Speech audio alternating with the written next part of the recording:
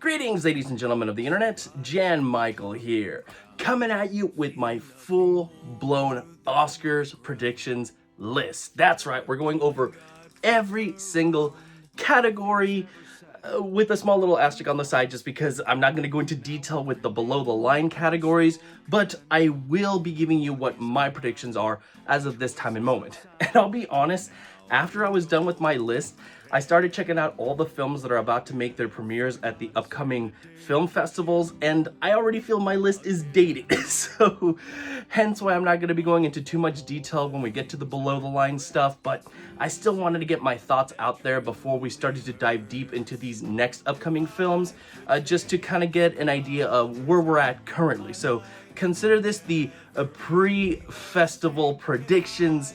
Next month we'll be already knee-deep into the festivals, so maybe I'll give some sort of small update, and then of course post-festival updates I will do the month right after that. So bear with me now, we've got a fun trilogy of predictions coming up, and of course it all begins right here with this one. These are my Oscar predictions for August of 2025. For Best Picture, there really are only two films that I feel have really proven themselves to be contenders for the award.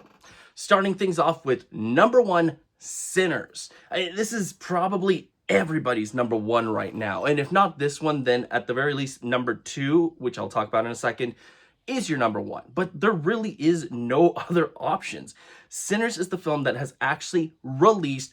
It's proven itself. It's made a ridiculous amount of money. It has the ability to have a very nice package of nominations. This is easily a Best Picture contender, director, writing, the performances. It's gonna get tech nominations. This could be an everything, everywhere, all at once type of situation that just ends up coasting at the number one spot throughout the entirety of the season, and maybe potentially even goes home with Best Picture. That would be very interesting to see, especially so soon after Everything Everywhere All at Once, which even at the time I'm like, wow, that's rare. We're probably not going to see that for some time. And now getting it so soon afterwards is quite interesting. But yes, even if you don't think it is going to go on to win Best Picture, you at least have to acknowledge it is going to be a big contender. A lot of people are going to be talking about it, and it's going to go home with its wins. Now, number two, and maybe this is your number one, but I think the other film that we can safely assume is going to get into Best Picture is Sentimental Value. This is the one that, even though it hasn't had its official wide release yet, it has made its round in the festivals where people have seen it and have said it's amazing. This is the follow-up to Joachim Trier's The Worst Person in the World, which a lot of people also really loved, and people really are on board with this one as well. Some saying that it's almost as good as that one, some saying that it's on par, and yes, I've even read some that have said this one surpasses it. I mean, to the point that this is going to get the full package. Again, you have the potential for picture, director, the performances, writing. I don't know if it has any below the line category prospects, but even with that being said, there is enough potential in the above the line categories to give it a very solid package. Now we have to see how it does in wide release, what are the audience reactions to it, but also, honestly, I don't think it's going to matter. I think this has already solidified itself as a Best Picture contender just based on what everybody who has seen the film has to say about it. So confidently, number one, number two, Sinners, Sentimental Value, I think that's a done deal. Everything else, however, is pure speculation. So this is just me taking my best guess as to what could get in based on what we already know about it, early buzzword, maybe even the trailers, and just history. So using my best guess, right now for me, number three would be Wicked for Good. I have heard some people saying that this is going to fall off the wayside, kind of similar to how Avatar or even Dune Part 2 did, where sequels just don't tend to do as well as the original one. And in some aspects, I can see why people would think that. But to counter argue that, I would say here we know this is going to be the final installment for Wicked. With Dune, with Avatar, who knows how many more are left? And so since we don't have an end goal in sight, I think it's easier for people to continuously push those aside and maybe honor the final one of whatever their respective franchises are. I mean, same with Lord of the Rings, right? The first two did very well, but it wasn't until Return of the King that we really got the award, the reward that it deserved, and just honoring it the entire franchise. Here, this is the final installment, and so I think people are going to be going and going, oh yeah, this is the final chance we're going to have to reward this film. So I think it's still going to make a shit ton of money. It's going to be incredibly popular. There's people that I know that went to go see the original one, the first part, like 3-4 times in theaters, which, you know my opinion of it. I thought that film was fine. So I definitely didn't want to see it more than once. But there is passion there, and it's going to continue on with this as well. And again, you just have the prospects for it to be a huge juggernaut in terms of nominations, above the line and below the line. So ultimately, I'm feeling pretty confident that Wicked for Good is going to make a splash at the Oscars again. And if it goes off on a high note, maybe even more so than the original one. Following this one up, I have Jay Kelly. This one we just got a trailer for, which truthfully I was kind of underwhelmed by, but this one really is more of what I'm hearing from the people who have already been able to watch it. And it's that the movie is damn good with some great performances and sharp writing. And Noah Baumbach has already proven himself with Marriage Story, so he's just kind of lined up to just have another Best Picture contender here. Again, while you don't have the below-the-line category potential, you do still have enough above-the-line categories to give it a nice package. That's I'm picking picture, I'm thinking writing, the performances for actor, supporting actor, maybe supporting actress. If he's lucky, maybe he gets into director, though that one I'm really not feeling right now. But again, just a very nice package. And this, from what I understand, is going to be Netflix's all chips in on for the Oscar. So just hearing that makes me think, yeah, that we're going to see a huge push for this one. But trailer, I will admit, kind of disappointed me somewhat. I'll have to wait on a second one to get more hype for it. But regardless, I'm just going off of what I'm hearing behind the scenes. And right now, this seems like a very strong contention to get into Best Picture. At number 5, I have Springsteen, Deliver Me From Nowhere. We got the title change where now I have Springsteen's name at the very front, which I think is dumb. I don't think we need that, but that's beside the point. These type of films constantly do well at the Oscars. I mean, just recently, Elvis. Just last year, you had A Complete Unknown. It's sometimes surprisingly so, where you don't think they're going to be a full package, and then all of a sudden they're getting nominations in categories that you never thought possible for that type of film. So I'm not going to be pushing this aside. I am very much thinking that this is going to be falling right in line with those two. At least the pieces that are falling into place make it seem as such. And so I am placing it here, and it does have the potential to just, again, have a really nice package if it gets as many nominations as A Complete Unknown. And heck, even half of the nominations A Complete Unknown got would still be a very nice haul for this type of film. So we'll see how that turns out, but right now I think I'd be a fool to kind of completely leave it off. It's definitely, I'm definitely thinking it's more likely to happen than not.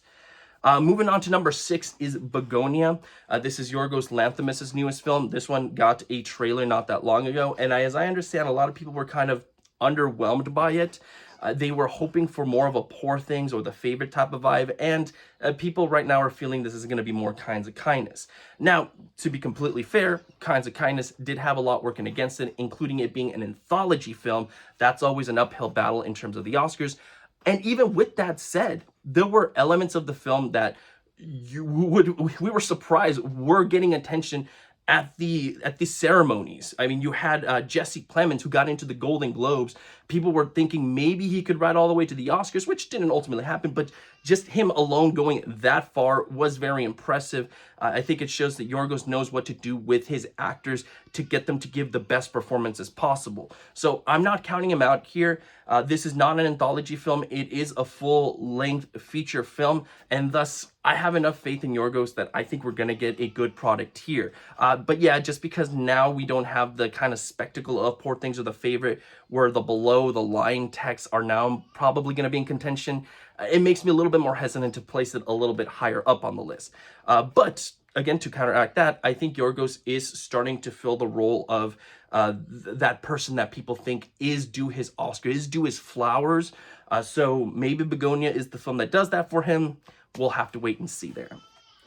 Following up that one with number 7, I have After the Hunt. This is Luca Guadagnino's newest film. He hasn't had a great track record in terms of the Oscars recently with his last 3 films.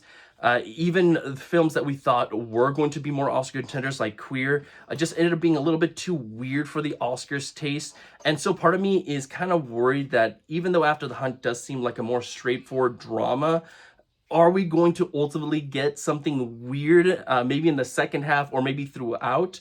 I'm not quite sure. That's kind of what's making me pause here. But from what we've seen so far, from what the trailer's shown, this looks like it's just going to be more a straightforward drama. And I think people, especially the Oscar voters, are going to want to welcome Luca back to the Oscars now because it's going to deliver what they want to see. Still, a little bit hesitant. I'm leaking out for the reviews once we finally do get them to really get a good picture of whether this is going to jump up or if it's going to fall off altogether.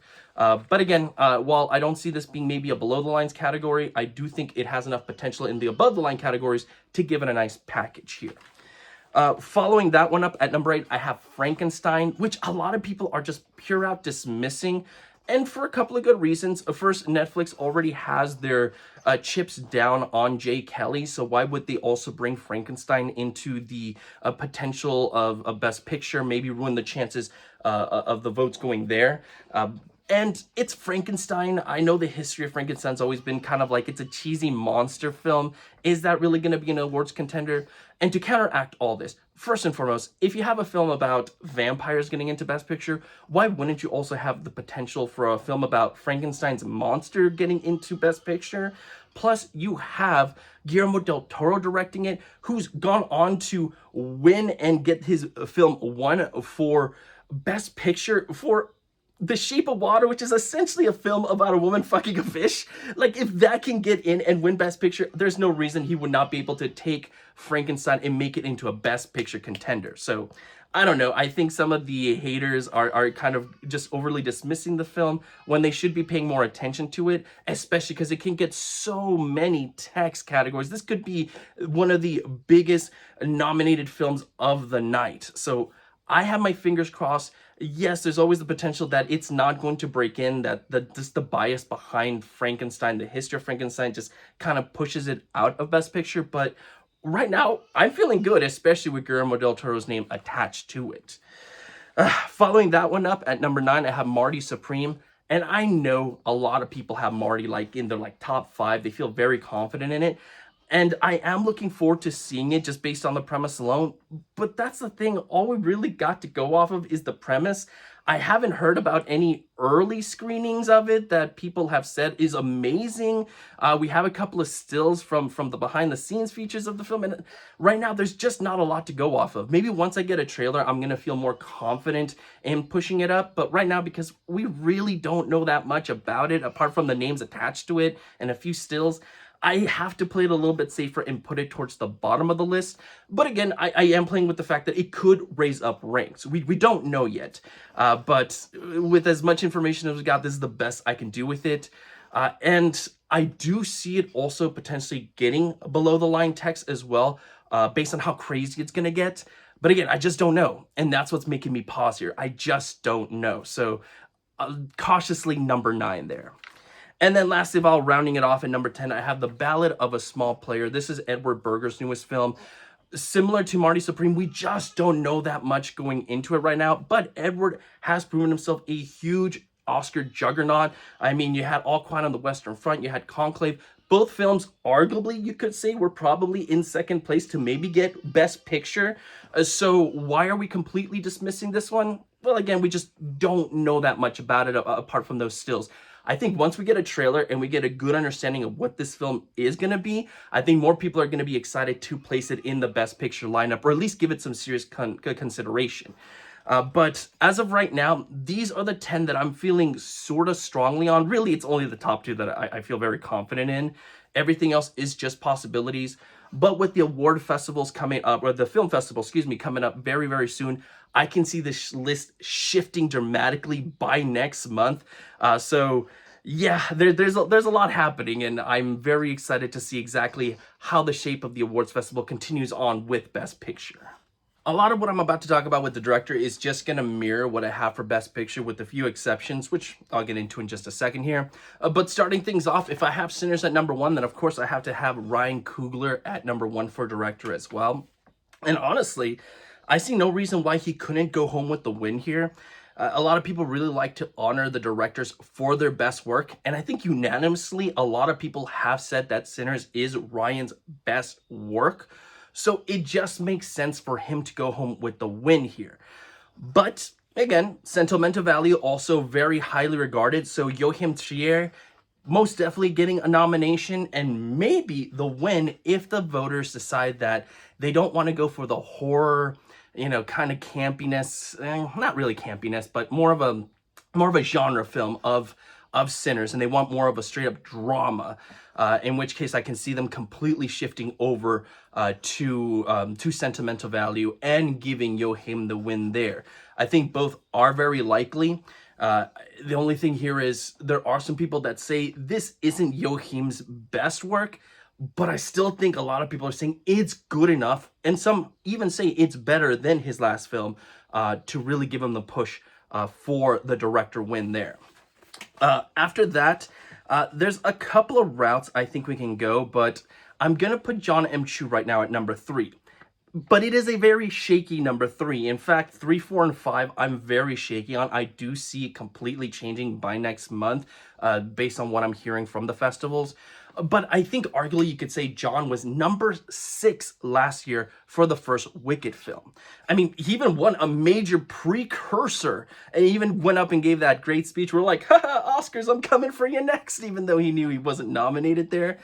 So could this be the one that they finally reward him with a nomination for? I don't think he would go on with the win, but honoring him to be a part of that fabulous circle of directors nominated, I think that alone is just a great kind of gift you can give him, if you will. And almost every film that he's made has been a huge crowd pleaser. And I do think that includes many people in Hollywood as well. So I can see them wanting to finally, bring him into their inner circle. So while I am hesitant, I do see that road possibility for him. Thus, I'm currently having him at number 3. Following this one up, you would think I would have Noah Baumbach for Jay Kelly, but unfortunately, these type of films very rarely get the directors into the nomination circle. I mean, look at Marriage Story, which a lot of people really, really liked. That wasn't enough to get him into the director circle, so this would have to be like his best film. People would be like, oh my god, completely blows everything else he's done away. And while I hear it's very, very good, nobody's really said that. So I just don't think Noah's going to be getting into director this time around either. And quite honestly, these type of films don't need any flashy directing to be good. I mean, it's just a straightforward story in a way. So I think you're fine not going flashy. And in many respects, I respect that he's not trying to show off while making this film. So kudos to that. But unfortunately, you do kind of sacrifice the directing nomination because of it. So instead, at number 4, I have Scott Cooper for Springsteen, Deliver Me From Nowhere. Again, just because these type of films can potentially surprise with their nominations. I mean, last year, you had the surprise of a complete unknown with Mangold getting in to the director nomination as well. So I'm just not counting this film out yet. I really need to see it. I need to see what other people are saying about it before I make that decision. But even then, people were saying, oh yeah, complete unknown. It's not going to get in here. It's not going to get in there. And then it just surprised. So you can't count out these type of films. You really can't. Lastly, I have Jafar Panahi for It Was Just an Accident. This was your recent Palm winner. And while I don't have it in Best Picture, I do still see it getting into director, funny enough. And if you think that's crazy, honestly, a lot of international directors have gotten into the directing nomination even when their picture doesn't get into Best Picture.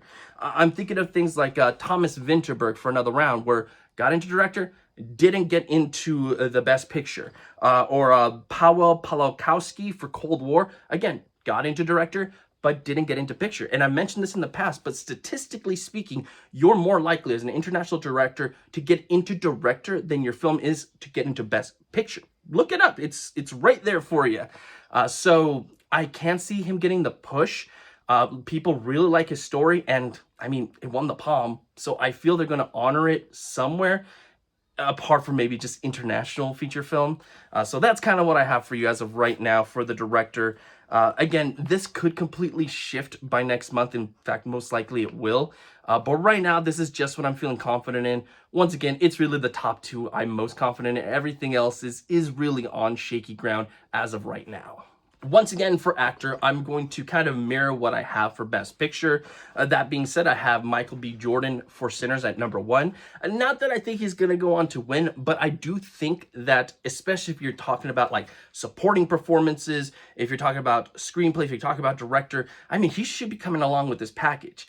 How upsetting would it be if the supporting cast got in and they just left him out? That would be tragic, because I truly do think he's probably one of the best performances the film has. So he's just got to come along with it.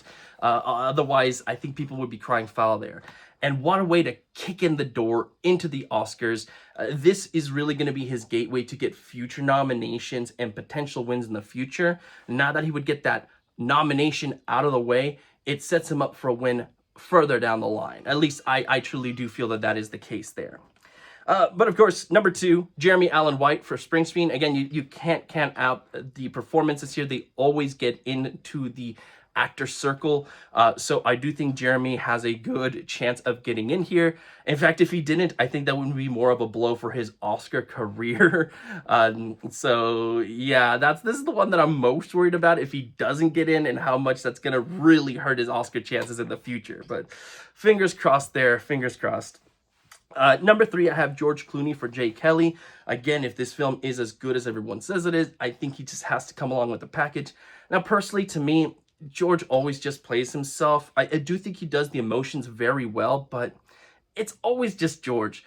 And the movie does talk about it. It has this very tongue-in-cheek, because he's playing an actor in the film, and they mention that, oh, you're just playing yourself. And they've even done interviews with George where they've asked him that, oh, you're always playing yourself. So it's already coming out in the zeitgeist of things.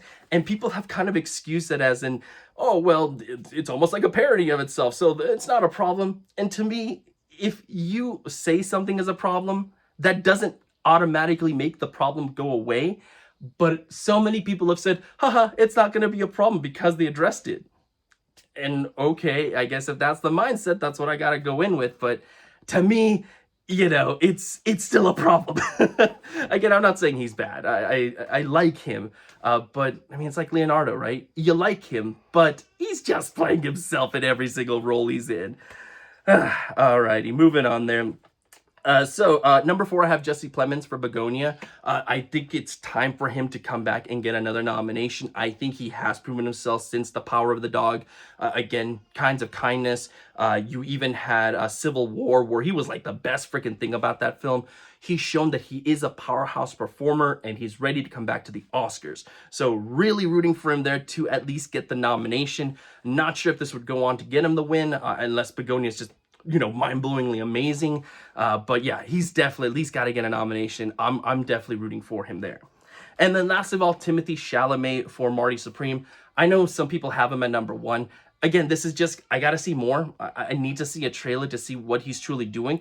But I think he is in good line to get a nomination at the very least. I mean, he just got a nomination for A Complete Unknown, where he was number 2. Like, he's the only other one that actually won a major precursor last year. So I think he's in good shape. He's gonna get an Oscar win very soon. But I need to see a little bit more from Marty Supreme before I'm actually solidifying it, saying, yes, definitely, Timmy, he's gonna get his Oscar win this year for sure.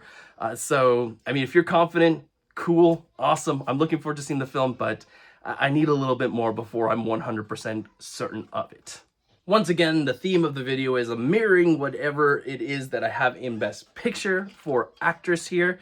Starting things off, I have Renai Reinsve for Sentimental Value.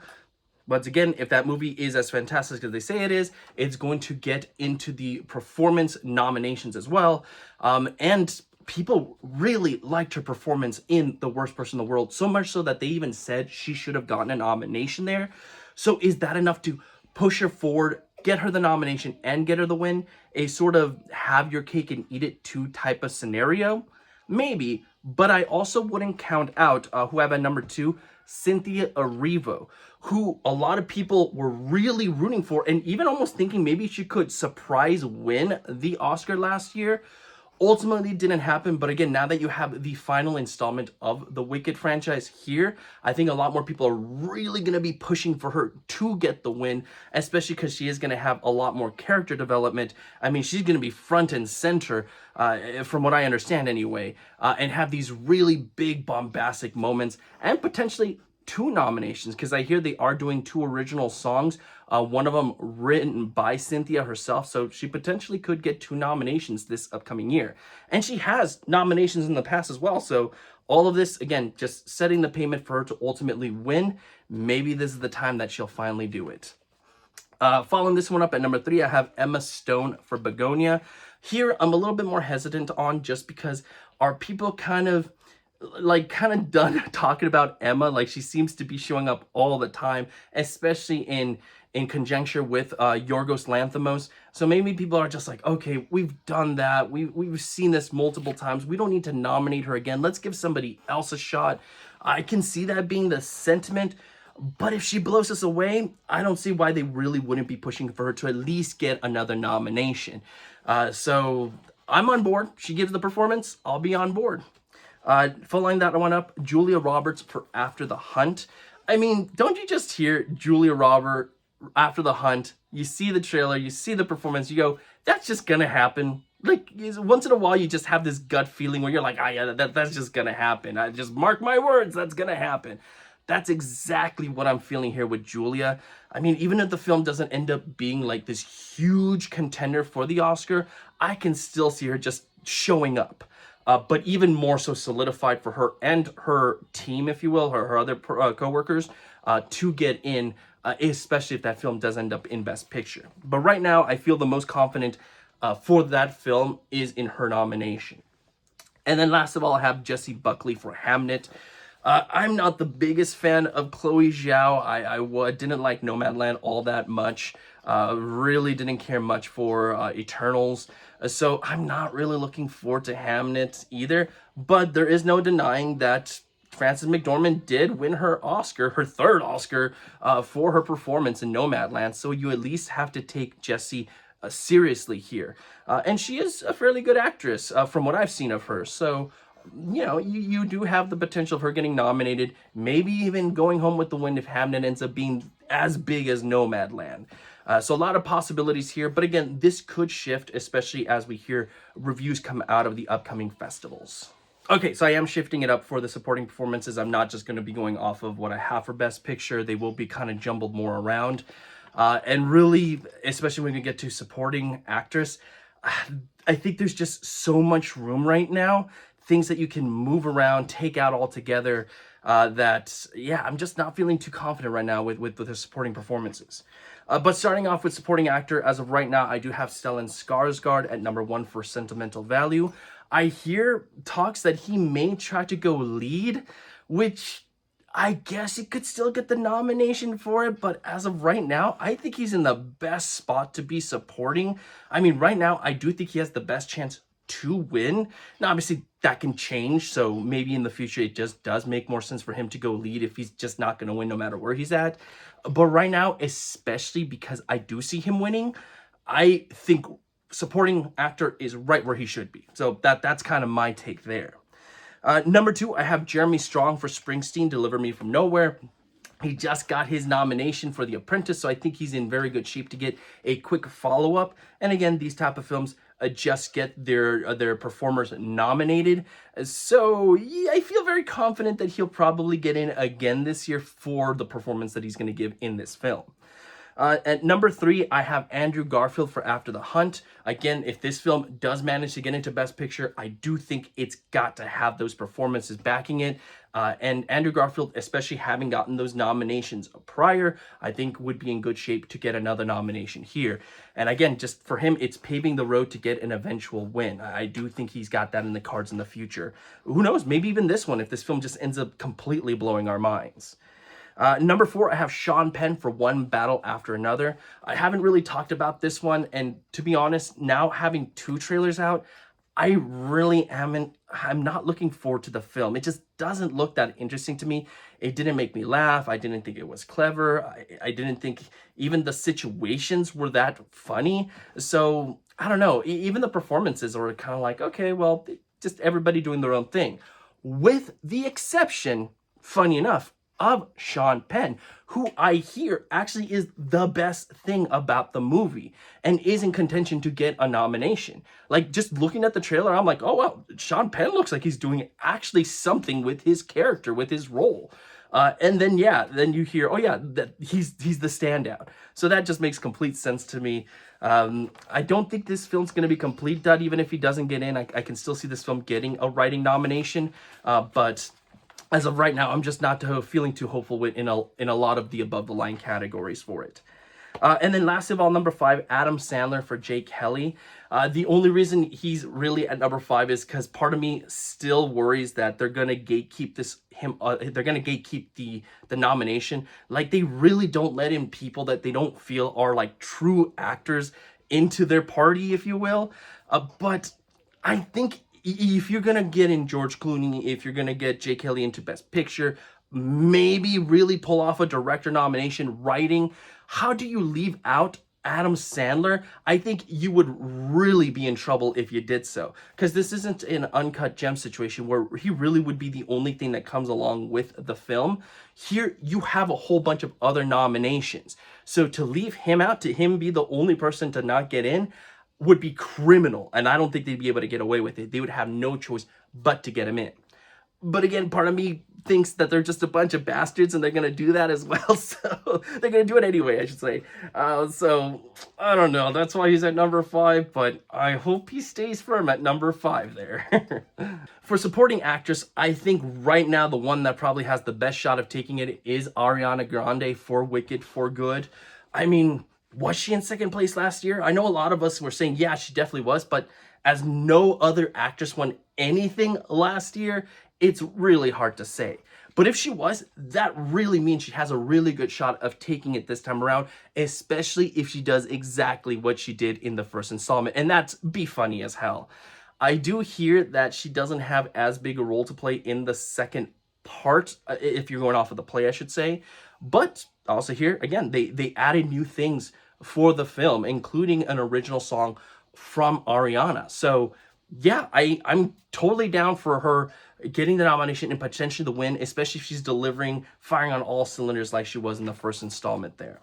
I have at number 2, Elle Fanning for Sentimental Value. I think she's in a really good spot to get a nomination. She was very close for A Complete Unknown last year, and so her now being in another acclaimed film and giving an amazing performance, I think she's just got to get the nomination.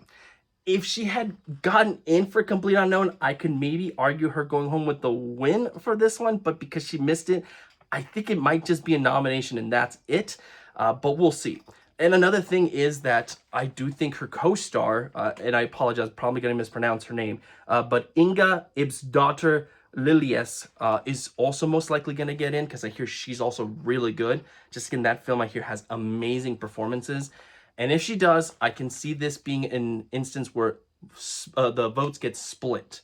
So that really kind of hurts either of their chances. And that's not always the case. Sometimes you just have to clear out better performance. But from what I hear, nobody's signaling anybody out, just saying that they're all great across the board. So I think this may just occur as a split vote if they both get in.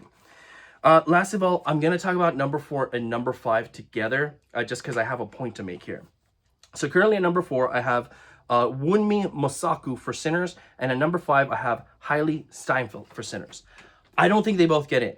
I think that'd be very interesting, really, but I think very unlikely as well that you would have, first, Ariana all by herself, and then 2 people from Sentimental Value and 2 people from Sinners, I just don't see that happening. I do see it more likely that the 2 from Sentimental Value get in, but I don't see 2 getting in for Sinners. So I think it's going to be one or the other.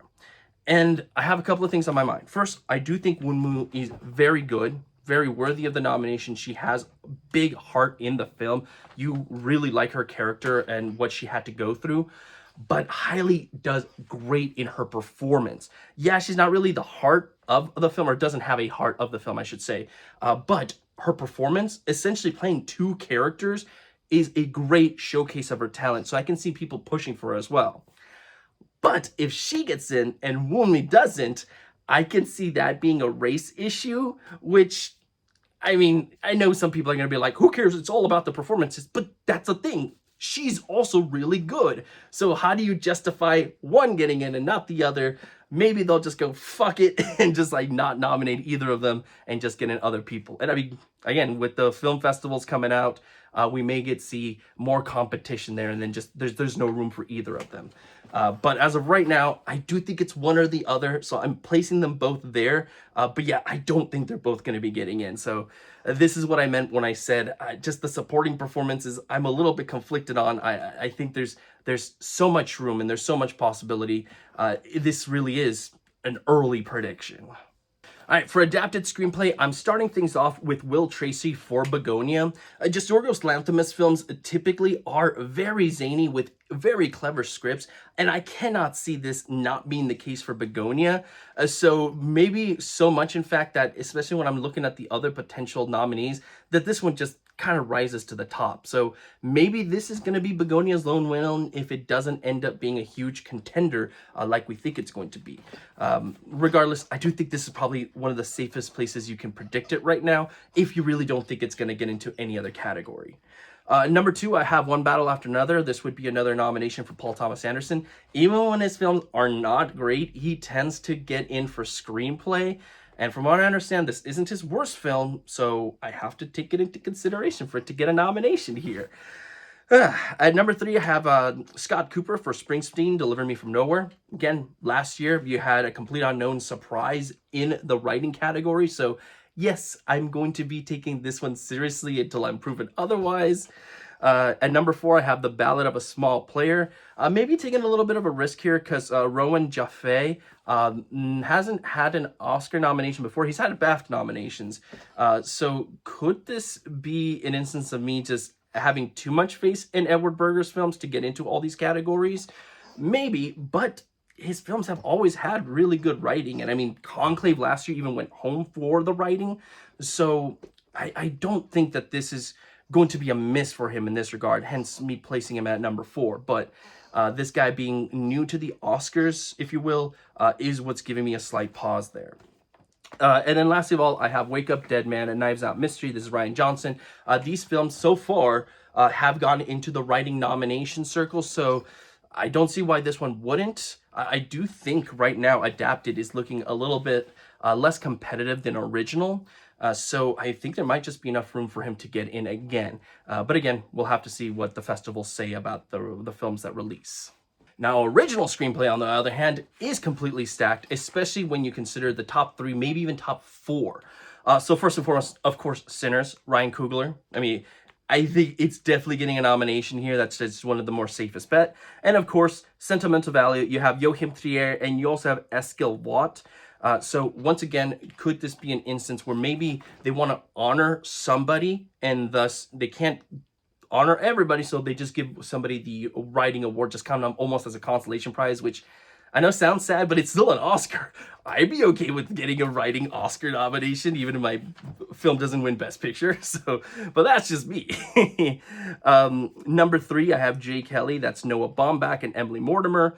And if the Oscars were super, super nice, I can see something where they want to give everybody a win, like give everybody their flowers. Like Ryan Coogler gets his for producing Sinners. Joachim Trier gets his for directing Sentimental Value. And Noah Baumbach gets his for writing for Jay Kelly. I mean, again, if they really wanted to be nice, you could probably play that field. Would that be fair? I guess it just depends on how the other 2 movies do. But, you know, sometimes they're nice. Not always. but sometimes. Number 4, I have After the Hunt. Nora Garrett, first-time writer, and so I'm a little bit hesitant there, but I think one thing that Luca Guadagnino does very well is his scripts, so I can't imagine him hiring somebody that he just has no faith in whatsoever. So because Luca's making this decision, I'm feeling a bit more confident in it. And then number 5, I have Marty Supreme. I do think this does have the potential to be a writing like front runner, but again, I need to see a trailer. I need to hear the dialogue before I commit, because if I see the trailer and I'm like, yeah, that didn't sound so great, I'll probably just knock it off the list altogether. But that's what I got for you as of right now for the above the line categories. Now, I'm not going to drag out the below the line categories whatsoever. In fact, I'm not going to go into detail over any of these for a couple of reasons. First, I know you guys get bored with the below the line categories. You're probably zipping through just to see what I've picked. I'm just going to give you what my current predictions are as of right now to just make it move as quickly as possible. But second, they're going to change. A lot of this is just like early speculation, things that I don't even feel very confident in. I'm just putting names in here right now as placeholders. So I don't want to go too technical on these because maybe I will never mention them again or certain picks again. So I'm doing these alphabetically, both in categories and the way that I'm presenting them. Don't consider number 1 to be the top pick. Again, it's all alphabetical. So please bear with me as we go through the below the line categories here.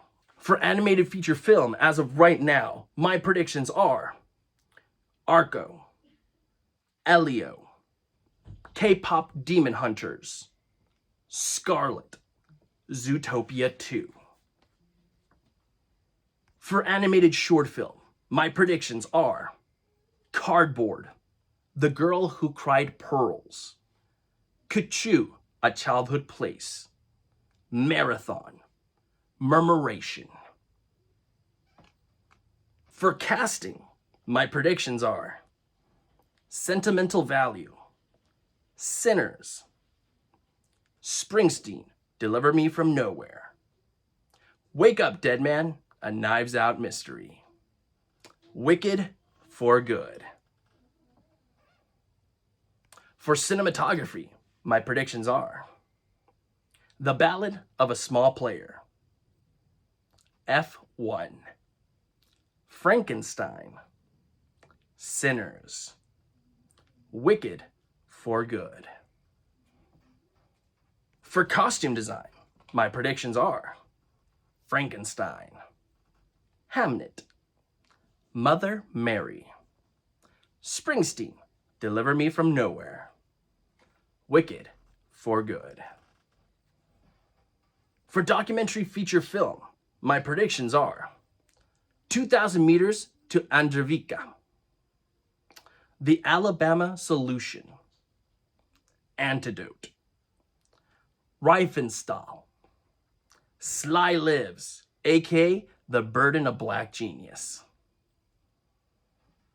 For documentary short film, my predictions are Armed with Only a Camera, The Life and Death of Brent Renaud, Exodus, The Goldfish Club, How I Learned to Die, Put Your Soul on Your Hand and Walk.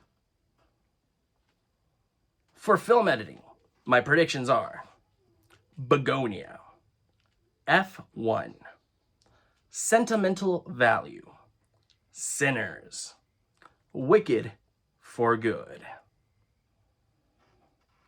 For international feature film, my predictions are It Was Just an Accident from Luxembourg, No Other Choice from South Korea, The Secret Agent from Brazil, Sentimental Value from Norway, The Sound of Falling from Germany. For live action short film, my predictions are Ali, How to Shoot a Ghost, I'm Glad You're Dead Now, Made from Leak-Proof Plastic, The Spectacle. For makeup and hairstyling, my predictions are Frankenstein, Mother Mary, the Smashing Machine, Wicked for Good, The Wizard of the Kremlin. For original score, my predictions are After the Hunt, Begonia, Frankenstein, Sinners, Wicked for Good. For original song, my predictions are Dear Me from the movie Diane Warren, Relentless, Golden from the movie K-Pop Demon Hunters, I Lied to You from the movie Sinners, Title to be announced from the movie Wicked for Good, Title to be announced from the movie Zootopia 2. For production design, my predictions are Frankenstein, Hamnet, Hedda, Mother Mary, Wicked for Good. For sound, my predictions are F1, Frankenstein, Sinners, Springsteen, Deliver Me from Nowhere, Wicked for Good. And lastly, visual effects. My predictions are Avatar, Fire and Ash, Frankenstein, Predator, Badlands, Tron, Ares, Wicked for Good. Now, if you've heard some of those predictions and you're like, what the fuck are you talking about? Like, that's not gonna get in, and you wanna talk to me about it, by all means, please leave a comment down below. I will explain why I chose certain things as of right now, because I know just hearing them straight off the bat, I can think of a couple of examples where I'm like, yeah, probably wouldn't be my first choice, but if you wanna know the inner machinations on my mind, by all means, chat with me, I welcome it. But yeah, that's what I got for you guys for this month. Again, the festivals are just about to start. By this time next month, we'll be knee-deep into it. So I may just give a short update for my next Oscar predictions, maybe shifting some things around or talking about what so far has impressed or what people have said has impressed and what's disappointed, because every year we get disappointments as well. So I'm excited. This is the pre-Oscar jitter hype that you get. And then by the time we get to October, it's like full-blown excitement. So yeah, I mean, I'm always excited for the Oscars, no matter what time of year it is. So thank you so much, guys, for watching this. I hope you enjoyed the video. Please let me know if you're okay with the below the line category style as of right now, or if you want me to go into detail. Damned how long the video is. I'll watch a 2-hour video. Please don't make me do a 2-hour video. But that's what I have for you guys. So like always, until next time, please stay safe out there and have a good one.